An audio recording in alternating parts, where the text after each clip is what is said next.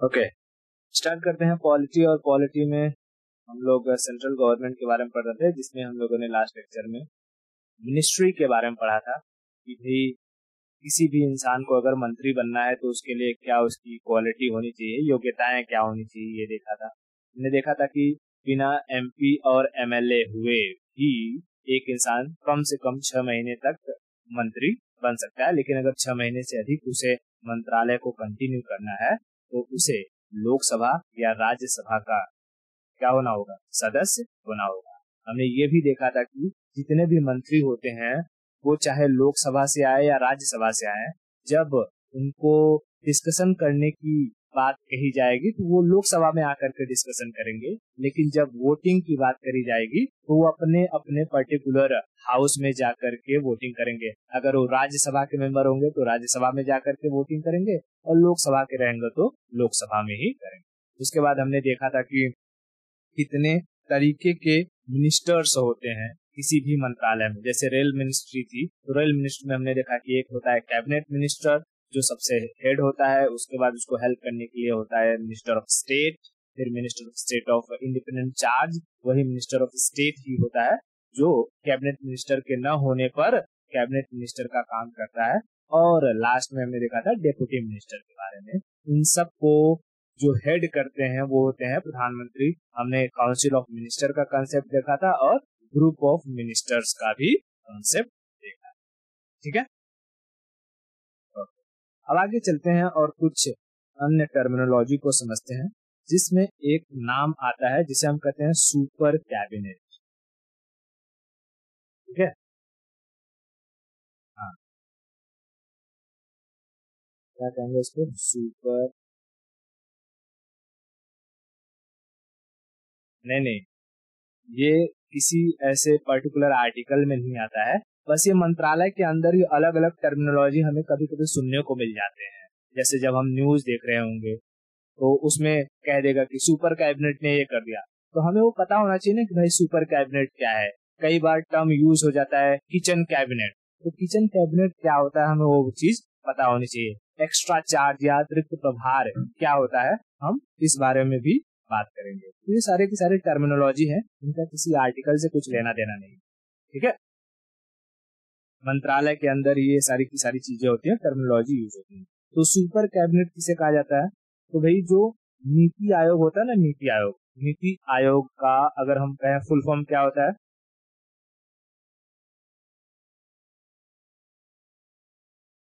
National institute of transforming India, है ना, national institute of transforming India. तो नीति आयोग को के संथानन ने, किसने, के संथानन संथानन ने सुपर कैबिनेट का नाम दिया था, सुपर कैबिनेट का नाम दिया था। अब देखो क्यों सुपर कैबिनेट का, कि हमने देखा कि जैसे अगर रेल मंत्रालय है तो क्या रेल मंत्रालय एजुकेशन मंत्रालय से रिलेटेड कोई नियम कानून बना सकता है? नहीं बना सकता है। यानी हर मंत्रालय अपना नियम कानून खुद बनाता है, लेकिन ये जो नीति आयोग होता है वो किसी भी मंत्रालय को क्या काम करना चाहिए क्या नहीं करना चाहिए उसकी सलाह दे सकता है, उससे रिलेटेड कोई भी डिसीजन ले सकता है। इसीलिए नीति आयोग को क्या कहा जाता है, सुपर कैबिनेट, यानी कैबिनेटों का कैबिनेट, सुपर कैबिनेट। ये नीति आयोग किसी भी कैबिनेट के लिए डिसीजन ले सकता है। Are you getting my point? ठीक है, तो इतना क्लियर हुआ। नीति आयोग को सुपर कैबिनेट क्यों कहा जाता है, क्योंकि वो किसी भी कैबिनेट से रिलेटेड डिसीजन ले सकता है। जैसे अगर एजुकेशन एजुकेशन मंत्रालय है, ठीक है, या डिफेंस डिफेंस मंत्रालय है, या अगर हम बात करें कि एग्रीकल्चर मंत्रालय है, तो अगर एजुकेशन में कोई चेंज करना है तो नीति आयोग सजेशन दे सकता है, डिफेंस में कुछ लाना है तो नीति आयोग सजेस्ट कर सकता है, एग्रीकल्चर में कुछ करना है तो नीति आयोग सजेस्ट कर सकता है।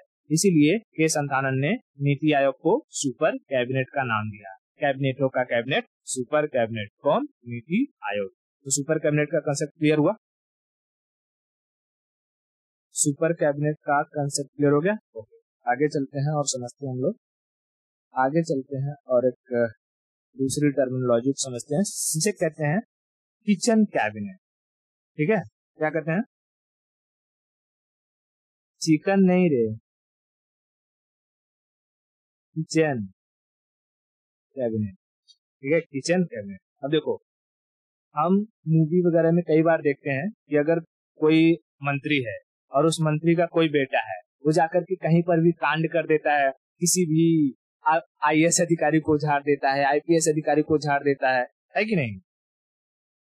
है? तो बस किचन कैबिनेट कुछ नहीं है, प्रधानमंत्री और उनसे रिलेटेड जो भी फैमिली मेंबर होते हैं उनके पास भी कुछ कुछ पावर आ जाती है कि वो कोई मिनिस्टर में न होने पर भी किसी भी ऑफिसर को झड़प देते हैं। क्यों? क्योंकि उनके दादा, बाप या कोई भी जो है चाचा किसमें है, मंत्रालय में बैठे हुए हैं। तो प्रधानमंत्री और उनके फैमिली के पास जो पावर होती है उसे ही कहते हैं kitchen cabinet, PM plus family. ठीक है, समझ में आया क्या? प्रधानमंत्री, जैसे कि हमने देखा था कि प्रधानमंत्री की भतीजी का पर्स चोरी हो गया था, है ना, न्यूज में सुना था, पर्स चोरी हो गया था। वो पर्स विदिन 24 आवर्स ढूंढ लिया गया पुलिस के द्वारा, है कि नहीं? क्या उनके भतीजी की कोई पावर थी? क्या वो किसी मंत्रालय में थी? नहीं, लेकिन फिर भी क्योंकि वो प्रधानमंत्री की भतीजी है, इस बेस पर उनके पर्स को ढूंढ लिया गया। अगर यही आम आदमी का चाहे गला कट जाता या पॉकेट कट जाता तो क्या 24 घंटे के अंदर वो सॉल्व होता? नहीं। तो इसे कहते हैं किचन कैबिनेट की पावर। ठीक है, अगर तुम्हारा किसी भी मंत्री के साथ मतलब टाइप है या तुम उनके फैमिली मेंबर हो तो तुम्हारी भी बातों को उसी तरीके से लिया जाता है जैसे मिनिस्टर की। क्यों? क्योंकि अगर तुम फैमिली की बात नहीं मानोगे तो मंत्री क्या कर देगा, तुम्हारा इधर से उधर ट्रांसफर कर देगा। समझ में आया? इतना क्लियर हुआ? तो किचन कैबिनेट, किचन कैबिनेट एक वर्ड है, इसका किसी भी आर्टिकल या कॉन्स्टिट्यूशन से ज्यादा कुछ लेना देना नहीं है। ठीक है, ओके। अब कभी कभी क्या हो जाता है कि जैसे मान लो कि हमारी जो सीतारमन है, ठीक है, सीतारमन ये क्या है, हमारी फाइनेंस मिनिस्टर, फाइनेंस मिनिस्टर। तो ऐसा सोच लो कि कभी ये डिफेंस मिनिस्टर भी हुआ करती थी, है ना, डिफेंस मिनिस्टर भी हुआ करती थी। ठीक है, अब मान लो कि अभी के वक्त में कोई ऐसा मंत्री ना हो जिसे डिफेंस मिनिस्ट्री का पद दिया जा सके, और प्रधानमंत्री ने कहा कि सीतारमन जी आप ना फाइनेंस मिनिस्ट्री के साथ साथ डिफेंस मिनिस्ट्री को भी संभाल लो। तो जब कभी एक मंत्री एक से अधिक मंत्रालय को संभालता है तो उसे कहा जाता है एक्स्ट्रा चार्ज। क्या कहा जाता है? Extra charge. हिंदी में कहते अतिरिक्त प्रभार, अतिरिक्त प्रभार। ठीक है, तो कई बार ये वर्ड सुनने में आएगा कि एक्स्ट्रा चार्ज, एक्स्ट्रा चार्ज। तो एक्स्ट्रा चार्ज कुछ नहीं होता है, जब एक मंत्री एक से अधिक मंत्रालय को संभालता है तो उसे क्या कहा जाता है, उसके ऊपर एक एक्स्ट्रा चार्ज दे दिया गया है। ठीक है, एक्स्ट्रा चार्ज दे दिया गया है। समझ में आ गया क्या? ओके। बाद में जैसे ही मंत्रालय में कोई लायक एबल मिनिस्टर मिल जाता है उसे फिर वो मिनिस्ट्री दे दी जाती है। जैसे कि राजनाथ सिंह मान लो कि आ जाते हैं, राजनाथ सिंह है तो राजनाथ सिंह को मंत्रालय दे दिया जाएगा। लेकिन अगर कभी ऐसा हो कि कोई मिनिस्ट्री हो और उसके लायक कोई आदमी या कोई मंत्री ही ना मिले, तब उस मंत्रालय को पीएमओ ऑफिस में भेज दिया जाता है। ठीक है, देखो जैसे कि मैंने कहा ना, ये है defence ministry, defence ministry, defence ministry, और ये फाइनेंस मिनिस्ट्री। अब सीतारमन को लगने लगा, सीतारमन को, कि भाई मैं ना सिर्फ फाइनेंस मिनिस्ट्री संभाल सकती हूँ, डिफेंस मिनिस्ट्री संभालना बहुत मुश्किल हो रहा है, मैं दोनों जगह इधर उधर भाग दौड़ कर करके थक गई हूँ, मैं एक ही मिनिस्ट्री संभालूंगी, फाइनेंस मिनिस्ट्री। लेकिन मोदी साहब को अभी तक कोई ऐसा जो कैंडिडेट मिला ही नहीं जो डिफेंस मिनिस्ट्री के लायक हो, ठीक है, जो डिफेंस मिनिस्ट्री के लायक हो। तो इस सिचुएशन में क्या हो जाएगा, वो कहेंगे सीतारमन को कोई बात नहीं, ये डिफेंस मिनिस्ट्री को अब मेरी पीएमओ ऑफिस संभालेगी, प्राइम मिनिस्टर ऑफिस। और इस पीएमओ ऑफिस में, ठीक है, इस पीएमओ ऑफिस में 200 से अधिक टॉप ए ग्रेड रैंक के एक्सपीरियंस्ड आईएएस अधिकारी बैठे हुए होते हैं, ठीक है, 200 से अधिक टॉप ए ग्रेड के आईएएस अधिकारी बैठे हुए होते हैं। समझ में आ गया? तो बहुत सारी ऐसे जो ऑफिसेस हैं या बहुत सारे ऐसे डिपार्टमेंट है जो पीएमओ के अंडर काम करती हैं।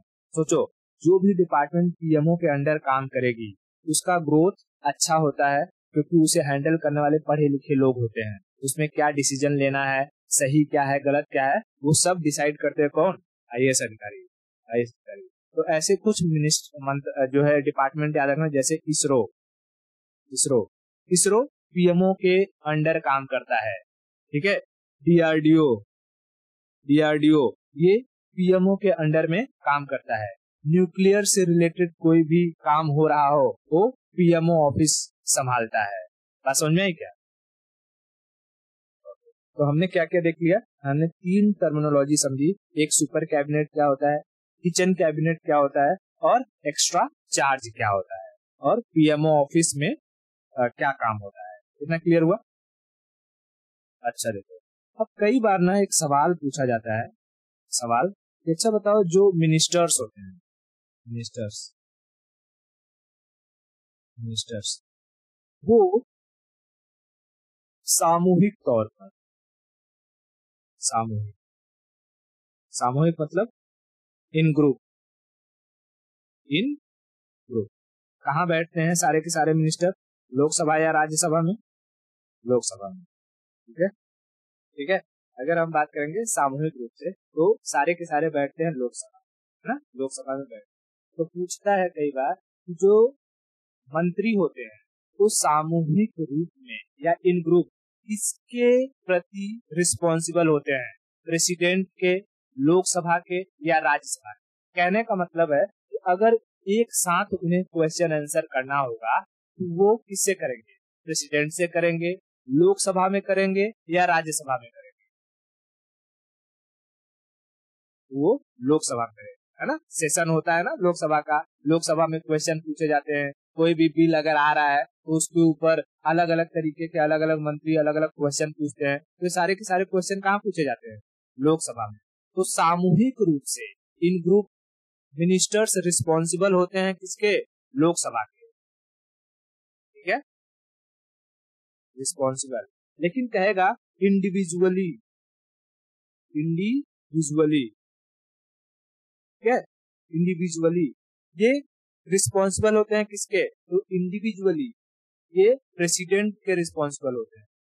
प्रेसिडेंट यानी अगर प्रेसिडेंट कोई ऐसी बात रही जैसे कि कोई कॉन्फिडेंशियल उन्हें बात करनी है तो डिफेंस मिनिस्टर से, जैसे मान लो कि देश पर चाइना ने अटैक करने वाला है तो डिफेंस मिनिस्टर की क्या आगे की स्ट्रेटेजी होगी, वो डायरेक्टली बुला करके पूछेंगे कौन? प्रेसिडेंट साहब, उसको राजनाथ सिंह को, तुम आओ बताओ। ऐसा थोड़ी कहेंगे चलो पूरे लोकसभा में हल्ला कर दो कि तुम्हारी क्या स्ट्रेटेजी है। हो सकता है कुछ कुछ मंत्री हो वो चाइना के साथ मिले हुए हो, तो सारी जो कॉन्फिडेंशियल बातें हैं वो सबको पता नहीं लगनी चाहिए कि नहीं। तो जो मिनिस्टर्स होते हैं वो इंडिविजुअल तौर पर किसके लिए रिस्पॉन्सिबल होते हैं? प्रेसिडेंट से।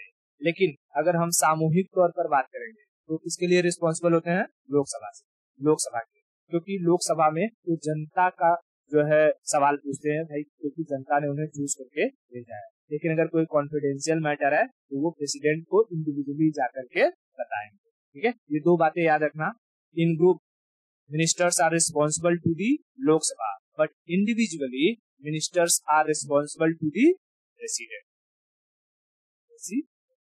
क्लियर है? अब तक जितना पढ़ा है इसमें कोई भी डाउट कहीं पर?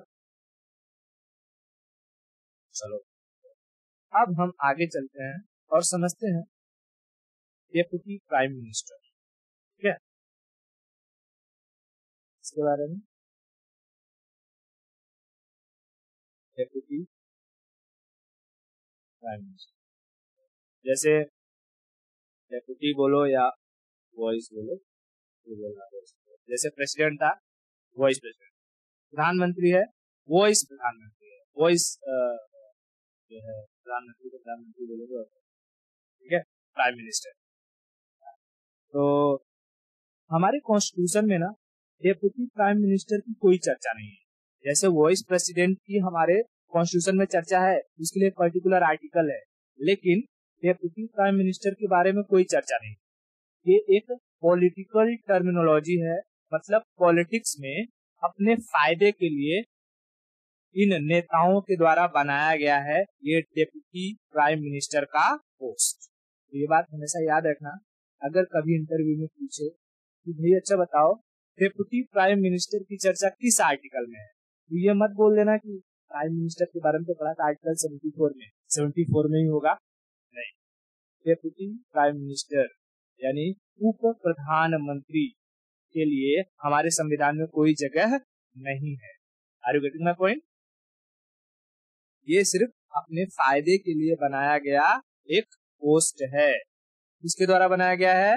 ये नेताओं के द्वारा, फायदे के लिए नेताओं द्वारा बनाया गया है। जैसे जब कभी भी गठबंधन होती है, कोलिशन की सरकार होती है, कोलिशन, ठीक है, तो कोलिशन में जब दो पार्टियां मिलकर बनती है, जैसे मान लो ये है, ए के पास जो है 210 सीट है और इसके पास जो है लगभग 100 सीट, ठीक है, तो ये अकेले सरकार बना नहीं सकती, ये भी अकेले सरकार बना नहीं सकती, अब इन दोनों को मिलना पड़ेगा, तभी तो जो है 275 से अधिक सीटें होंगी, 273 से। तो जब ये बी पार्टी ए से मिलेगी, बी पार्टी कहेगी कि मुझे डेप्यूटी प्राइम मिनिस्टर बनाओ, तभी मैं तुमसे आकर के मिलूंगा। समझा? तो ऐसे कई बार सुना होगा डेप्यूटी प्राइम मिनिस्टर या डेप्यूटी सीएम, है ना। महाराष्ट्र में जब टर्मोइल हुआ था, सरकार गिरने वाली थी, तो भाई जब गठबंधन हुआ तो गठबंधन में डेप्यूटी सीएम की चर्चा हुई थी। वैसे उत्तर प्रदेश में हमने कई बार देखा था सीएम रहता है, सीएम के बाद एक डेप्यूटी सीएम का पोस्ट बना दिया जाता है। ये सारी की सारी पोस्ट क्या हमारे कॉन्स्टिट्यूशन में दी हुई है? नहीं दी हुई है। ये अपने फायदे के लिए है, बढ़िया बैठ करके क्या करेंगे, घोटाला करेंगे। ठीक है, हाँ। अब तक हमारे देश में अब तक कुल 7 उप प्रधानमंत्री बन चुके हैं। कितने? 7। पहले जो थे वो सरदार पटेल और आखिरी जो 7वें थे वो लाल कृष्ण आडवाणी। पहले और आखिरी का नाम याद रखना है, बाकी का भी मैं नाम गिनवा दूं। जैसे पहले उप प्रधानमंत्री थे कौन? सरदार पटेल, वल्लभ भाई पटेल। पहले प्रधानमंत्री तो अपने जवाहरलाल नेहरू थे, लेकिन उप प्रधानमंत्री बनाया गया था सरदार भाई पटेल को, फिर उन्हें गृह मंत्रालय दे दिया गया, होम मिनिस्टर बना। ठीक है, तो पहले जो डेप्यूटी प्राइम मिनिस्टर या वॉइस पीएम कहो, कौन थे? सरदार पटेल। दूसरे थे मोरारजी देसाई। दूसरे कौन थे? मोरारजी देसाई, मोरारजी देसाई। तीसरे थे चौधरी चरण सिंह, चौधरी चरण सिंह। चौथे थे जगजीवन राम, जगजीवन राम, जगजीवन राम। पांचवें थे वाई बी चौहान, यानी यशवंत राव बलवंत राव चौहान। और इतना बड़ा नाम बोलेगा, Y B Chauhan, Y B Chauhan. छठवें कौन थे? तो देवी लाल, देवी लाल, देवी लाल। और सातवें थे लाल कृष्ण आडवाणी, लाल कृष्ण आडवाणी। तो बताओ अब तक कुल कितने उप प्रधानमंत्री बन चुके हैं भारत में? 7। ठीक है, उप प्रधानमंत्री कुल भारत में 7, भारत में 7। कितना क्लियर है? तो हमने प्रधानमंत्री से लेकर के उप प्रधानमंत्री तक सबकी चर्चा कर ली। आर्टिकल 75 तक हमने डिस्कस। आगे बढ़े, आगे चलते हैं। अब हम समझते हैं आर्टिकल 76।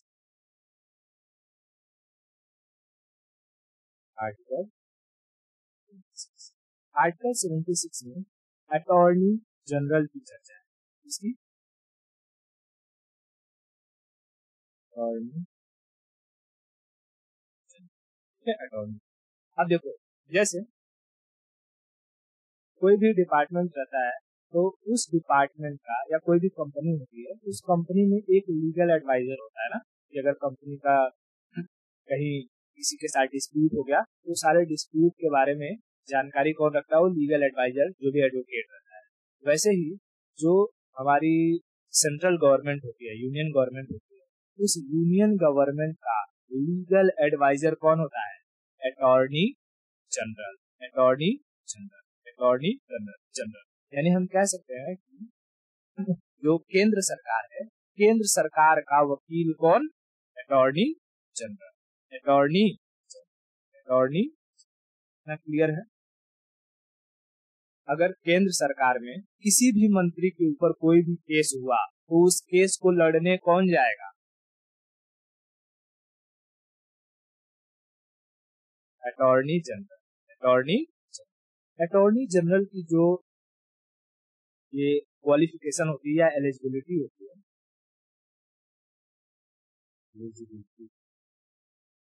ये सुप्रीम कोर्ट के जज के बराबर होती है, इसके इक्वल होती है, इक्वल टू जज ऑफ सुप्रीम कोर्ट के जज के बराबर ही इनकी एलिजिबिलिटी।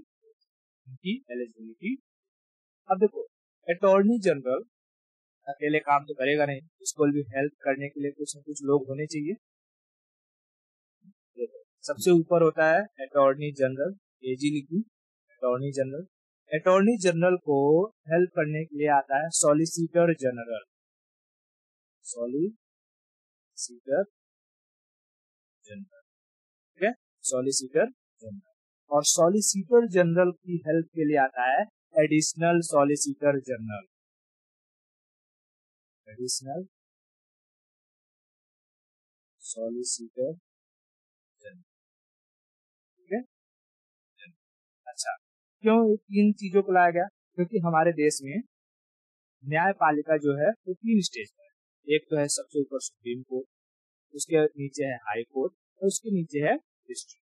अब जैसा कि हमने देखा, जो अटॉर्नी जनरल होता है उसकी योग्यता है कि सुप्रीम कोर्ट के जज के बराबर वो पढ़ा लिखा होना चाहिए। तो बताओ, अगर किसी मंत्री ने किसी राज्य में जाकर के कोई कांड कर दिया और उस राज्य के डिस्ट्रिक्ट कोर्ट में उस मंत्री को समन कर दिया, तो एक बात बताओ, डिस्ट्रिक्ट कोर्ट में जो जज बैठा रहेगा, जज, उसके सामने अगर ये अटॉर्नी जनरल जाएगा तो जज ज्यादा पढ़ा लिखा हो जाएगा कि अटॉर्नी जनरल? अटॉर्नी जनरल मतलब कि ये यूं हो गया कि भाई क्लास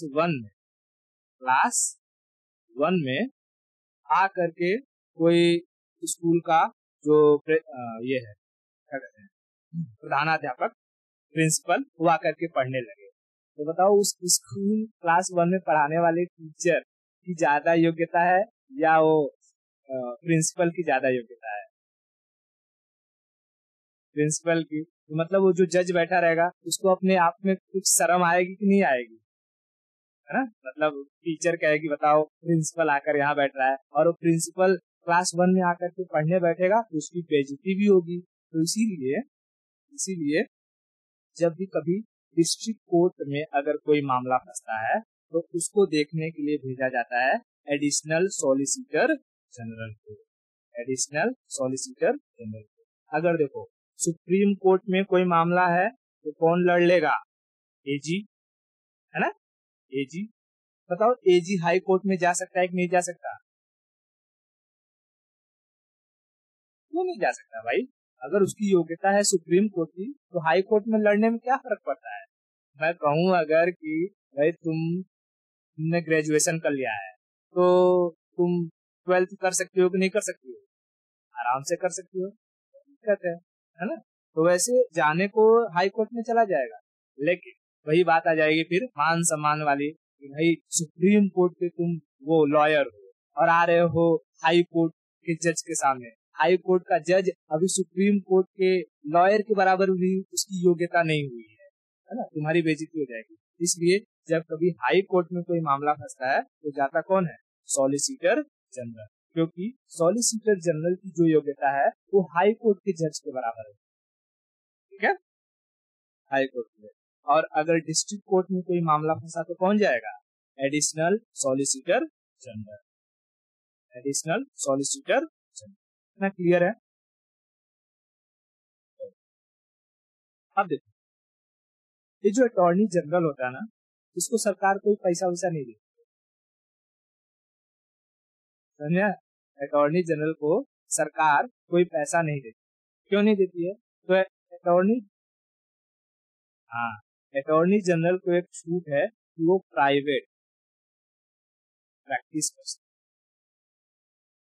प्रैक्टिस, प्राइवेट प्रैक्टिस मतलब ये किसी आम आदमी का केस भी लड़ सकता है। ठीक है, मान लो कि जैसे मुकेश अंबानी को किसी कंपनी ने यूएसए में जाकर के केस फाइल कर दिया, और मुकेश अंबानी को लगा कि मेरे केस को लड़ने के लिए सबसे बढ़िया वकील करूंगा। उन्होंने एजी को कॉल किया और कहा कि आइए सर, हम आपको आपकी सुनवाई का एक दिन का 1 करोड़ रुपया देंगे। एजी को क्या लगता है, जाने जाएगा कि नहीं जाएगा? जाएगा, वो जाएगा। लेकिन शर्त एक होनी चाहिए कि अगर किसी इंसान ने सेंट्रल गवर्नमेंट के ही खिलाफ केस कर दिया हो तो तब क्या एजी लड़ने जाएगा? नहीं जाएगा। ठीक है, तब उसे अपना काम करना पड़ेगा अटॉर्नी जनरल वाला, क्योंकि वो बैठा ही है कि सेंट्रल गवर्नमेंट के किसी भी मंत्री के खिलाफ अगर कोई केस हुआ है तो वो लड़ने जाएगा। लेकिन अगर सेंट्रल गवर्नमेंट के खिलाफ कोई केस नहीं है, किसी दूसरे इंसान का कोई केस है, तो वो जा सकता है, प्राइवेट प्रैक्टिस कर सकता है, अपनी कमाई कर सकता है। इसीलिए अटॉर्नी जनरल को सरकार कोई भी पैसा नहीं देती। लेकिन अटॉर्नी जनरल को EADA दिया जाता है, ट्रेवलिंग अलाउंसेस और डेली अलाउंसेस दिया जाता है, और ये बहुत भारी अमाउंट में होता है। जैसे तो जहां पर भी जाएगा सरकार का केस लड़ने, आने जाने के लिए गाड़ी, पेट्रोल, गार्ड, रहने के लिए बंगला, समझ में आ रहा है क्या? खाने के लिए खाना, पहनने के लिए कपड़ा, हर एक चीज की सुविधा उसे दी जाएगी। सिर्फ क्या नहीं दिया जाएगा? सैलरी नहीं दिया जाएगा, सैलरी नहीं दिया जाएगा। इतना क्लियर है? अच्छा, पूछता है कभी कभी कि जो अटॉर्नी जनरल होते हैं इनका टेन्योर क्या होता है? तो भाई इनका टेन्योर कोई फिक्स नहीं होता है, नॉट फिक्स्ड। ठीक है, क्योंकि ये सेंट्रल गवर्नमेंट का क्या है? एडवोकेट है। अब जैसे तेरी कंपनी कोई है, तेरी कंपनी में तूने किसी को अपना वकील रखा है, तूने देखा कि ये वकील जितना भी केस होता है साला हार जाता है, तू उस वकील को रखेगी? हटा देगी। तो ऐसे ही सारे के सारे जो सेंट्रल गवर्नमेंट है, सेंट्रल गवर्नमेंट में हेड होता है कौन? प्रधानमंत्री। प्रधानमंत्री को अगर ये बात लग गया कि जो ये हमारा वकील है ये ठीक से काम नहीं कर पा रहा है, इसको कहेगा? प्रेसिडेंट को, और प्रेसिडेंट इसे हटा देंगे। ठीक है, प्रेसिडेंट इसे हटा देंगे। तो कई बार पूछता है कि अगर इनका टेन्योर फिक्स्ड नहीं होता है तो क्या होता है? तो कहा जाता है कि ये राष्ट्रपति के प्रसाद पर्यंत होते हैं। प्रसाद पर्यंत मतलब प्लेजर ऑफ प्रेसिडेंट, यानी प्रेसिडेंट की इच्छा जब तक है तब तक वो अपने पद पर बने रहेंगे। प्रेसिडेंट की इच्छा जब होगी कि इन्हें हटाना है तो प्रेसिडेंट इन्हें हटा सकते हैं। समझा? तो pleasure of president, pleasure of president यानी राष्ट्रपति के प्रसाद पर्यंत। क्या करेंगे? राष्ट्रपति के प्रसाद पर्यंत। ठीक है, राष्ट्रपति के प्रसाद पर्यंत। क्या क्या अटॉर्नी जनरल का कोई फिक्स्ड टेन्योर होता है? नहीं। क्या इन्हें इन्हें इन्हें कोई सैलरी दी जाती है? क्या TADA दिया जाता है? हाँ, TADA दिया जाता है। ये दिया जाता है। इन्हें अगर अपने पोस्ट से हटाना होगा तो हटाने के लिए प्रेसिडेंट को एडवाइस कौन देगा? हाँ, कौन देगा? हाँ हाँ, प्रेसिडेंट को जो एडवाइस देगा वो पीएम देगा। ठीक है, प्रेसिडेंट को एडवाइस पीएम देगा, पीएम देगा। इतना क्लियर है? अच्छा बताओ, अगर किसी इंसान ने सेंट्रल गवर्नमेंट के खिलाफ भी कोई केस कर दिया हो तो क्या अटॉर्नी जनरल उस इंसान का केस लड़ सकता है? नहीं लड़ सकता है। तब वो किसकी तरफ से लड़ेगा? सेंट्रल गवर्नमेंट के तरफ से लड़ेगा, सेंट्रल गवर्नमेंट की तरफ से लड़ेगा। क्या अटॉर्नी जनरल हाई कोर्ट में जाकर के केस लड़ सकता है? अरे भाई, फिर से वही बात, क्यों नहीं लड़ सकता है? लड़ सकता है। तो बस दिमाग को, हाँ, बस तुम्हें वही स्पेसिफिक जवाब देना है। मैंने क्या पूछा? लड़ सकता है? हाँ लड़ सकता है, बस सिंपल देती हूँ, हाँ लड़ सकता है। ठीक है, अब एक बात समझ, यहाँ पर ना एक सवाल, क्वेश्चन आता है कई बार कि ऐसा कौन, ऐसा ध्यान से सुना क्वेश्चन, ऐसा कौन है जो सदन की कार्यवाही में भाग लेता है? सदन की कार्यवाही यानी लोकसभा हो या राज्यसभा हो, वहां का अगर कोई भी कामकाज चल रहा है तो उसमें भाग लेगा, उसमें आकर के बैठेगा। किसी भी बिल के ऊपर डिस्कशन हो रहा है, डिबेट हो रहा है तो डिबेट कर सकता है, डिस्कशन कर सकता है। लेकिन जब उस बिल के ऊपर वोटिंग की बात आएगी तो वोटिंग नहीं कर सकता है। बताओ ये कौन है? ये है अटॉर्नी जनरल। अटॉर्नी जनरल, इसकी चर्चा आर्टिकल 88 में, ठीक है, अभी यही पढ़ा रहा हूँ तो यहीं पर याद रख लेना।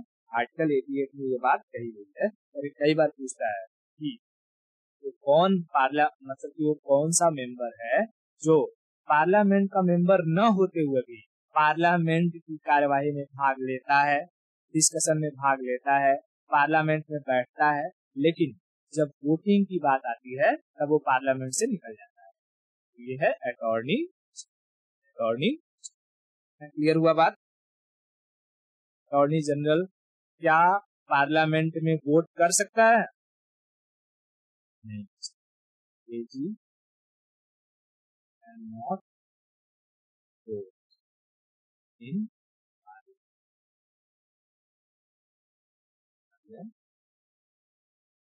ठीक है, पार्लियामेंट। इतना क्लियर हुआ? अच्छा देखो, जैसी ये सेंट्रल गवर्नमेंट का वकील होता है अटॉर्नी जनरल, वैसे ही स्टेट गवर्नमेंट का वकील, स्टेट गवर्नमेंट, स्टेट गवर्नमेंट की बात किसकी कर रहा हूँ? जैसे राज्यसभा, उत्तर प्रदेश एक स्टेट है, वहां पर सीएम होंगे, उनका भी केस वेस लड़ने के लिए कोई वकील होगा, है ना?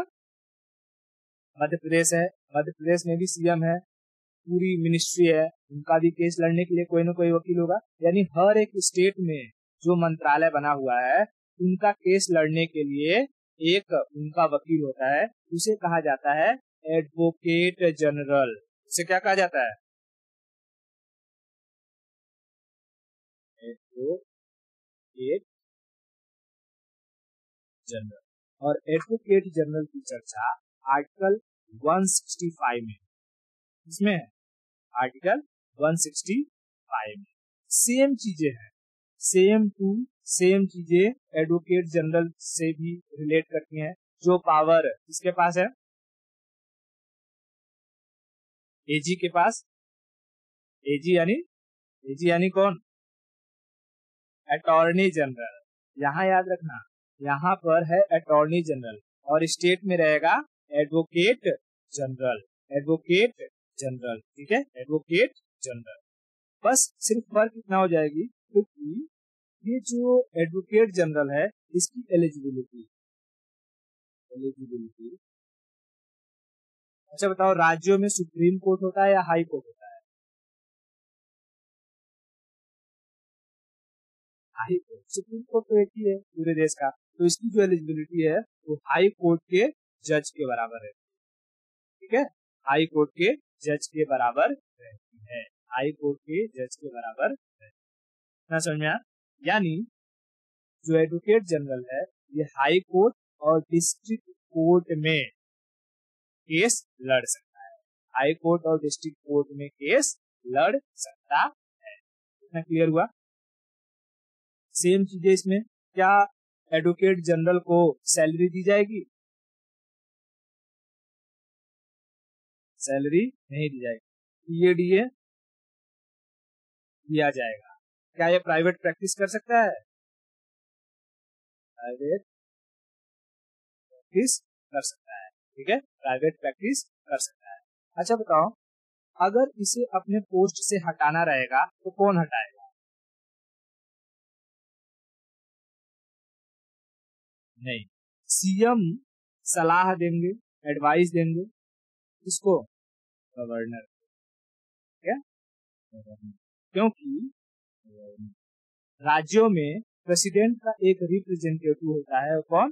गवर्नर, यानी राज्यपाल। राज्यपाल इसे हटा सकते हैं। तो अगर कहेगा कि एडवोकेट जनरल किसके प्रसाद पर्यंत होते हैं, प्लेजर ऑफ किसके होते हैं, तो गवर्नर के। गवर्नर जब चाहे इन्हें हटा सकता है, किसकी एडवाइस पर?